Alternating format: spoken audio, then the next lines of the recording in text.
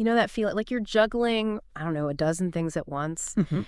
Your phone's just pinging constantly, notifications nonstop, and your mind just refuses to quiet down. Oh, yeah. That sounds familiar. It feels pretty universal these days, doesn't it? And often riding shotgun with that whole feeling is anxiety. It really has become remarkably common. I mean, what used to be maybe an occasional stress response now feels like, well, a persistent undercurrent for so many people. Right, And that constant state of unease, it can really chip away at our sense of well-being. exactly. And that's precisely what we're going to explore in this deep dive.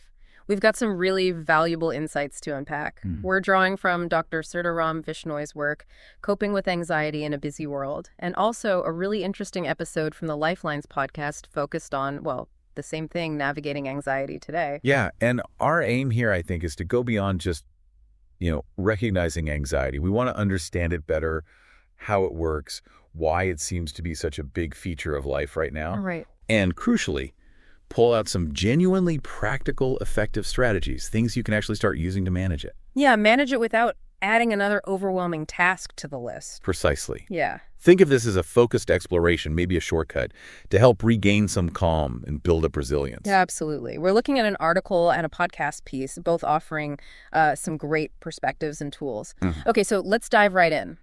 Fundamentally, what is anxiety? Okay, so at its core, anxiety is actually the body's natural response to stress or, anything it thinks might be a threat. A survival mechanism. Exactly. It's deeply ingrained, designed to sharpen our senses, get us ready to react. Like that surge of alertness you might feel before a big presentation. That's anxiety kicking in, trying to help you focus and perform. Okay, so it's not all bad then. Not inherently negative. Not at all. The trouble starts, and both our sources really emphasize this, when that natural alarm system gets a bit stuck. Yeah, like it becomes overactive, it triggers too easily, or it just stays on for way too long, even when there's no actual danger. Okay. That's when it shifts from being helpful to something that actually gets in the way of daily life. That makes total sense, like the smoke alarm going off constantly when there's no fire. So how does this chronic anxiety usually show up for people day to day? It seems like it can look really different. It really does vary, but we can generally group the symptoms. Physically, you might notice things like your heart racing, sweating more, maybe trembling or feeling lightheaded. Okay. Some people get shallow breathing. Others have digestive upset, changes in appetite, eating more or less, or just that constant muscle tension, feeling physically drained. Chronic fatigue. Wow, that's a huge range of physical things. What about mentally? What's happening in our heads? Mentally, it often looks like, racing thoughts, just a relentless stream, or a pervasive sense of restlessness. Can't sit still. Exactly. Difficulty falling asleep or staying asleep, trouble concentrating is a big one too, and just that constant nagging worry. It's like your mind is always trying to solve some problem you can't quite pin down. And it's not just physical and mental, is it? It affects how we act, too. Oh, absolutely. Behaviorally, you might find yourself starting to avoid certain situations. Yeah. Things you think might trigger the anxiety. Right, like avoiding parties or meetings. Or you might notice you procrastinate more. Put things off, often because there's this underlying fear or worry about how it'll turn out. It really paints a picture of how pervasive it can be. And the sources also mentioned longer-term health stuff. Yes, and this is really important. When chronic anxiety isn't managed, it's not just about feeling bad in the moment, but Dr. Vishnoy and the podcast point out it can contribute to more serious long-term health issues. Like what? Well, things like an increased risk of depression, various cardiovascular problems, even a weakened immune system, because that stress response is active for so long. Okay, wow. So we get what it is, how it feels, the potential impact.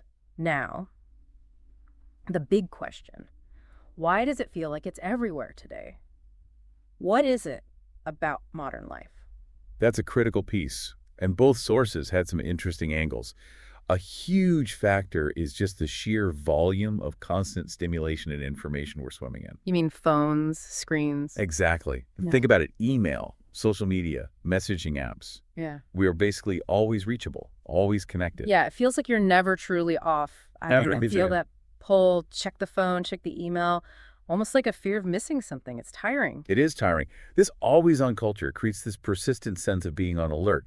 And naturally, all this input means less time for actual rest and recovery. Which we need. Absolutely vital for our nervous system to sort of recalibrate, find its balance again. And then there's social media specifically. It connects us, sure, but it often feels like it cranks up the anxiety too. A lot of that comes down to the curated nature of it all. What we see online is usually the highlight reel, right? Mm-hmm. The perfect vacation photo, the amazing job promotion. Rarely the messy reality of everyday life. Yeah. And this very easily triggers social comparison. We start measuring our own lives against these often unrealistic pictures. And feel like we're falling short. Which fosters feelings of inadequacy and, more anxiety. It's like constantly watching everyone else's best of collection. Right. And does that feed into this pressure, this feeling like you always have to be productive? I think it does, absolutely. In this fast-paced world, there's often this underlying sense that we should always be achieving something, always doing more. Mm-hmm. Even our downtime can start to feel like it needs to be productive. Definitely felt that. And then layered on top of all that, there's just like the general uncertainty in the world. Precisely. Economic instability, global health worries, personal challenges, it all adds up to this background hum of unease, a heightened worry about the future. That's major fuel for anxiety. It's interesting, too, the sources pointed out that even good things, positive things, can contribute. That's a really insightful point, actually. Ambition, that drive to achieve, or even just caring for others, which is obviously a good thing. Yeah. Paradoxically, they can lead to burnout and anxiety if we consistently forget to take care of ourselves in the process, neglecting our own needs. That's a powerful reminder. Balance is key, even with things we value. Yeah. And of course, we can't forget the sort of more traditional stressors like work. Oh, work stress is still a huge driver. Mm-hmm. High expectations, crazy deadlines, maybe job insecurity, just the weight of demanding responsibilities. Yeah. It can create a lot of anxiety about performance, about outcomes. And then you try to balance that with personal life, family. It's that constant juggling act. Exactly. Balancing work with family, maybe caring for kids or aging parents, just managing the household logistics. Yeah. It's a lot. It really is. And juggling all those roles, it can easily lead to feeling completely overwhelmed and, more anxious. It definitely paints a vivid picture of why so many of us feel this way. Okay, so now for the crucial part. What can we actually do about it? What are some practical, genuinely useful strategies we can use to manage this anxiety without, making the solutions themselves another stressor? That's exactly the right way to frame it. The sources really emphasize that the goal isn't necessarily to eliminate anxiety completely. That's often unrealistic. Okay. It's more about learning to manage it, to cultivate an internal environment where anxiety doesn't run the show. Right. Managing, not eliminating. Okay, let's get into those strategies. Where do we even begin? What's step one? Well, both Dr. Vishnoi and the podcast really zeroed in on the breath. It sounds simple, but it's fundamental. Deep breathing. Deep, slow breathing. It acts like a direct signal to your brain saying, hey, it's safe, you can calm down. It helps down-regulate that stress response. Is there a specific technique? Yeah, one that often comes up is the 4-4-6 breath. You inhale slowly through your nose, count of 4. Hold gently for 4. Then exhale slowly through your mouth for a count of 6. In 4, hold 4, out 6. Exactly. Doing that for just a few minutes can really calm your nervous system. Yeah. It brings you back to the present moment. It actually stimulates something called the vagus nerve, which is key for regulating things. That's a great starting point. You can do it anywhere, anytime. Okay, what's another key strategy? Given how much that constant stimulation fuels anxiety, consciously limiting it is essential. The digital overload. Yes. Both sources strongly suggest creating a daily digital detox period. Maybe setting a cutoff time for social media in the evening. The podcast mentioned 9 p.m. specifically, or actively using Do Not Disturb on your phone when you need to focus, and deliberately swapping scrolling time for something calmer, reading a real book, maybe journaling, or just being still for a bit. Protecting your mental space. Exactly. Proactively creating and guarding that space. I definitely notice a difference when I put my phone away properly. It's like my brain unclutters a bit. Okay, what about the physical side? Moving our bodies. Movement is absolutely key. Physical activity is brilliant for burning off those stress hormones like cortisol. Right. And it also triggers endorphins, those natural mood boosters. It doesn't have to be, running a marathon. No. A brisk walk, some gentle stretching, yoga, even just putting on music and dancing around for a bit. Yeah. The podcast noted that even 10-15 minutes can lift your mood. That's doable. Totally. And aiming for maybe 20, 30 minutes most days. That can make a really noticeable difference over time. Yeah. Okay, so breath, limiting the digital noise, movement. What else? What about dealing with the thoughts and feelings themselves? Well, a surprisingly powerful technique is just naming your feelings. Naming them. How does that work? When you actually acknowledge and label an emotion, like saying to yourself, okay, I'm feeling really overwhelmed right now, or I'm feeling anxious about that meeting, it actually helps your brain process it more effectively. You could write it down, maybe in a journal, or talk about it with someone you trust. Just getting it out, verbalizing it, can give you perspective and make you feel less alone with it. That makes sense. Putting words to it kind of takes away some of its power. And the sources also talked a lot about staying present, didn't they? Yes, absolutely. That's where mindfulness comes in. Mindfulness is basically just paying attention to the present moment, right here, right now, without judging it. How do you practice that? Lots of simple ways. Mindful eating, really tasting your food, noticing textures, a short, maybe 5-minute guided meditation, or even just tuning into your senses. What can I see right now? Hear, smell, feel. Okay. These practices help break that cycle of worrying about the future or replaying the past. They ground you in the present. I've tried a bit of mindfulness. It can be surprisingly hard just to stay present. Your mind wanders. It does take practice, like any skill. Another really important strategy from both sources is creating calm, consistent routines, especially around the start and end of your day. Morning and evening routines. Exactly. They act like anchors. They give your day some predictability, which can really help smooth out those anxiety spikes. What might those look like? Well, a morning routine might be simple.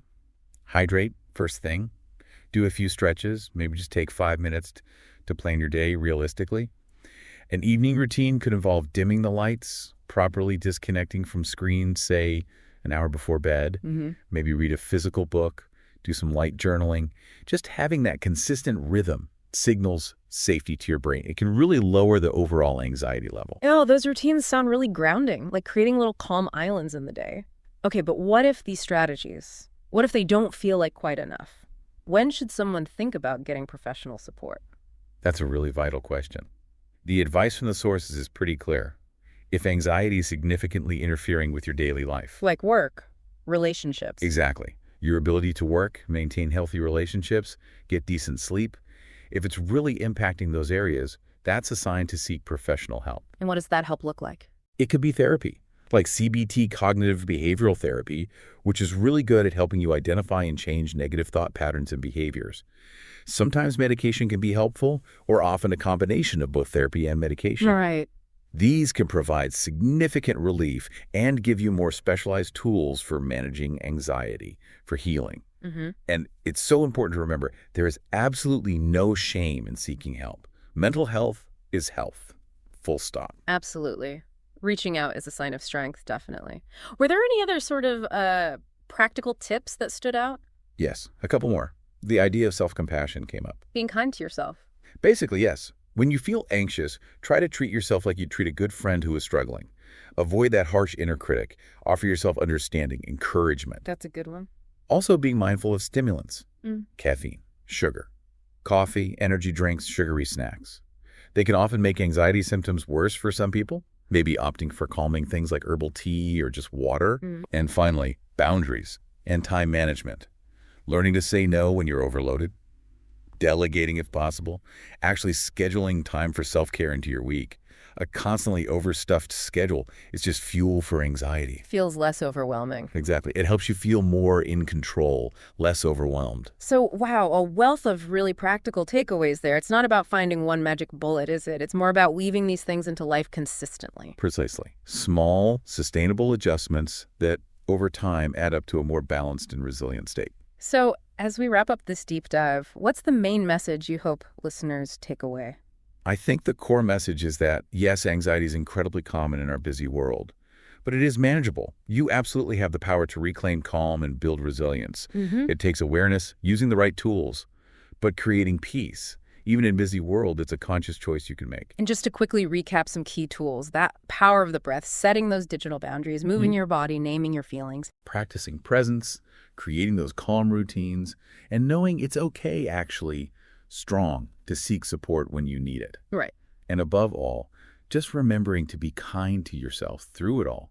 Self-compassion is huge. So for you listening right now, maybe just think about this.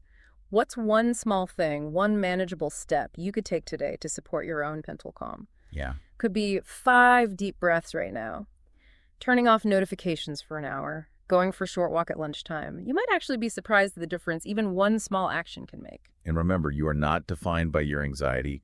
You're definitely not alone in feeling this way. And truly, you are stronger than you might think. And just a final thought on our source material. Dr. Surta Ram Vishnoi's work comes from the perspective of a physician and wellness educator, really advocating for these kinds of simple, sustainable lifestyle changes that can have such a profound impact on both physical and emotional health.